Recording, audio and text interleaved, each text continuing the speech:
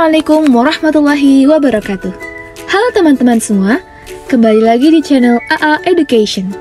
Pada kesempatan kali ini, kami akan membahas materi terakhir kelas 11, yaitu tentang kisah teladan Abdurrahman bin Auf dan Abu Dzar Al-Ghifari.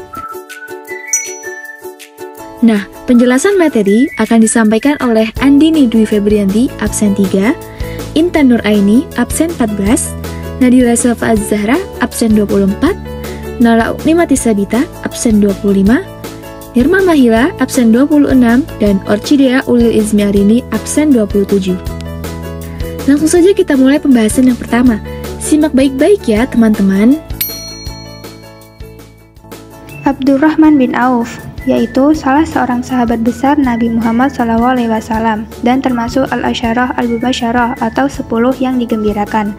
Pada masa jahiliyah, ia dikenal dengan nama Abdul Amr. Setelah masuk Islam, Rasulullah memanggilnya Abdurrahman bin Auf. Ia memeluk Islam sebelum Rasulullah menjadikan Rumah Al-Arqam sebagai pusat dakwah. Abdurrahman tergolong 10 sahabat yang diberi kabar gembira oleh Rasulullah akan masuk surga, dan termasuk 6 orang sahabat yang bermusyawarah dalam pemilihan khalifah setelah Umar bin Al-Khattab. Beberapa keutamaan Abdurrahman bin Auf. 1. Abdurrahman bin Auf termasuk sahabat yang masuk Islam sangat awal, yaitu yang ke-8. Beliau bersyahadah 2 hari setelah Abu Bakar.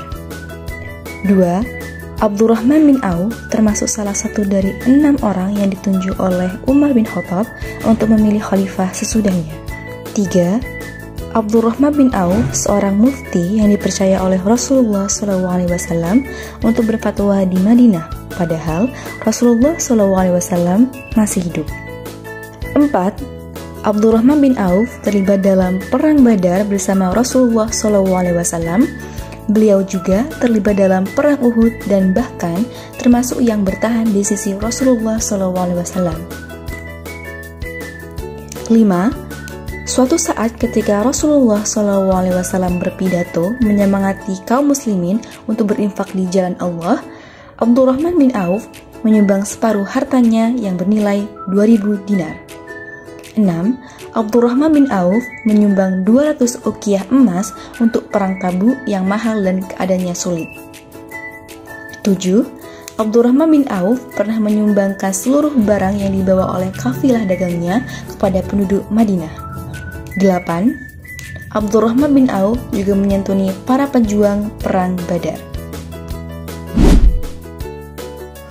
Kehidupan Abdurrahman bin Auf di Madinah, baik semasa Rasulullah maupun sesudah wafatnya, terus meningkat. Barang apa saja yang ia pegang dan ia jadikan modal perdagangan pasti menguntungkannya. Seluruh usahanya itu ditunjukkan untuk mencapai ridho Allah SWT semata sebagai bekal di akhirat kelak. Suatu hari, ia menjual tanah seharga 40.000 dinar. Kemudian uang itu dibagikannya kepada keluarga Bani Zuhrah, istri Nabi SAW, dan kaum fakir miskin. Pada hari lain, ia menyerahkan 500 ekor kuda untuk perlengkapan bala tentara Islam. Menjelang wafatnya, ia mewasiatkan 50.000 dinar untuk jalan Allah SWT dan 400 dinar untuk setiap orang yang ikut perang Badar dan masih hidup. Selain pemurah dan dermawan, ia dikenal pula sebagai sahabat Nabi Muhammad yang banyak meriwayatkan hadis. Abdurrahman bin Auf juga termasuk yang zuhud terhadap jabatan dan pangkat. Kisah Abu Dzar Al-Ghifari. Tidak diketahui pasti kapan Abu Dzar lahir. Sejarah hanya mencatat ia lahir dan tinggal di dekat jalur kafilah Makkah Syria. Riwayat hitam masa lalu Abu Dzar tak lepas dari keberadaan keluarganya. Nama lengkapnya yaitu Jundab bin Junadah bin Qais bin Amr. Abu Dzar dibesarkan di tengah-tengah keluarga perampok besar Al-Ghifar saat itu. Namun, ia dan pengikutnya hanya merampok orang-orang kaya dan hasil rampokannya dibagi-bagikan kepada fakir miskin. Kerusakan dan derita korban yang disebabkan oleh aksinya kemudian menjadi titik balik dalam perjalanan hidupnya, insaf dan berhenti dari aksi jahatnya tersebut. Bahkan, tak hanya ia yang menyesali segala perbuatan jahatnya itu, tetapi ia juga mengajak rekan-rekannya untuk mengikuti jejaknya. Tindakannya itu menimbulkan amarah besar sukunya, yang memaksa Jundab meninggalkan tanah kelahirannya. Bersama ibu dan saudara lelakinya, Anis Al-Ghifar, Abu Dzar hijrah ke Najd. Ini merupakan hijrah pertama Abu Dzar dalam mencari kebenaran. Kisah Abu Dzar Al-Ghifari setelah masuk Islam. Keislaman Abu Dzar bermula dari saudaranya yang bernama Anis Al-Ghifar. Saat itu, saudaranya baru pulang dari Makkah. Anis bercerita bahwa ia bertemu dengan seorang nabi yang menyebarkan agama sama seperti apa yang diamalkan Abu Dzar, yaitu mewajibkan orang kaya memberikan sebagian hartanya kepada fakir miskin. Seperti Abu Dzar, nabi pembawa agama itu sangat mengecam orang yang tidak memperhatikan orang lemah, seperti anak yatim dan fakir miskin. Berita ini sangat memberikan daya tarik yang luar biasa kepada Abu Dzar. Abu Dzar kemudian menuju Mekkah. Secara terang-terangan, ia mengucapkan kalimat syahadat di dekat Ka'bah, yang menyebabkan para sahabat takut menyatakan keislamannya secara terang-terangan. Hal itu karena adanya ancaman dan penganiayaan kaum musyrik Makkah terhadap penganut agama Islam. Setelah mengucapkan 2 kalimat syahadat, Abu Dzar disiksa kaum musyrik Makkah sampai tubuhnya berlumuran darah. Setelah menyatakan keislamannya, ia kembali ke kampung halamannya dan mengajak sanak keluarganya dan kerabat dekatnya masuk Islam. Beberapa bulan setelah Nabi Muhammad SAW hijrah ke Madinah, Abu Dzar membawa rombongannya dari kabilah Ghifar dan Aslam ke Madinah.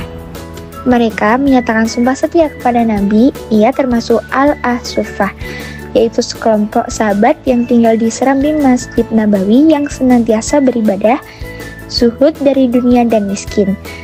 Di kalangan Sufi, Abu Dzar dipandang sebagai perintis gaya hidup Sufi. Sepanjang hidupnya, dia memilih hidup dalam kefakiran, meskipun punya peluang untuk hidup kaya. Bagi Sufi, kefakiran menduduki derajat tinggi di jalan kebenaran, dan orang fakir sangat mereka hargai. Di kalangan ahli hadis, Abu Dzar dikenal sebagai perawi hadis. Ia meriwayatkan 281 hadis Nabi Muhammad SAW.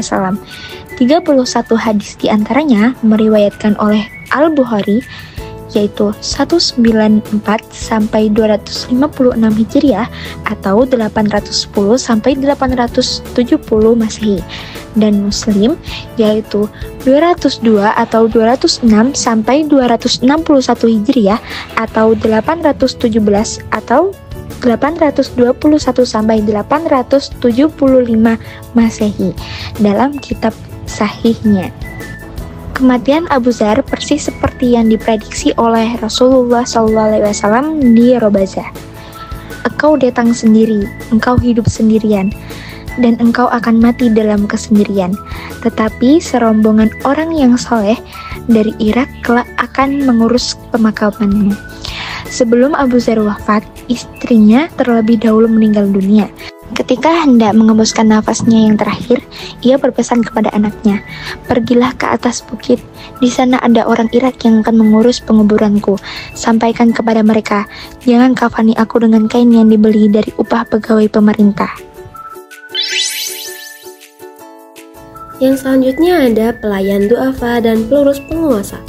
Abu Dzar Al-Ghifari dikenal karena kasih sayangnya terhadap kaum mustad'afun atau orang-orang lemah. Bahkan, kepeduliannya terhadap kaum fakir sudah menjadi bagian dari hidup dan kepribadiannya. Sebelum masuk Islam, Abu Dzar sering merampok orang kaya, tetapi hasil rampokannya selalu dibagikan kepada kaum du'afa. Setelah memeluk Islam, kebiasaannya menyayangi kaum lemah tidak berhenti. Setelah pasukan musliman menaklukkan Mesir, Abu Dzar mendapatkan sebidang tanah di Fustat atas jasanya, tetapi ia memilih untuk meninggalkannya dan tinggal di Hijaz. Keteguhan Abu Dzar Al-Ghifari dalam membela kaum lemah menjadi ciri khas perjuangannya. Ia tidak setuju dengan kebijakan Khalifah Utsman bin Affan yang akan mendirikan Bait Al-Mal karena khawatir akan terjadi perampasan harta umat Islam. Ketika mengunjungi Damaskus, Abu Dzar juga menegur Gubernur Muawiyah karena membangun istana mewah. Keberanian dan ketegasan sikap Abu Dzar ini menginspirasi tokoh-tokoh besar seperti Al-Hasan Basri, Ahmad bin Hanbal, Ibnu Taimiyah, dan lainnya. 7 wasiat Rasulullah yang berpesan kepada Abu Dzar Al-Ghifari. Yang pertama, mencintai orang miskin. Yang kedua, lihatlah orang yang lebih rendah dalam hal materi dan penghidupan. Yang ketiga, memperbanyak ucapan la haula wala quwata illa billah. Yang keempat, menyambung silaturahim. Yang kelima, tidak takut celaan ketika berdakwah di jalan Allah. Yang keenam, tidak meminta-minta. Dan yang terakhir, berani berkata benar meskipun pahit. Demikianlah beberapa hal yang dapat kami sampaikan. Semoga apa yang disampaikan tadi dapat memberi manfaat dan kebaikan bagi kita semua. Tentunya, kesempurnaan hanya milik Allah semata, karena itu kami memohon maaf atas ucapan yang tidak mengenakan bagi para pendengar. Wallahul muwaffiq ila aqwamit thoriq. Akhirul kalam. Wassalamualaikum warahmatullahi wabarakatuh.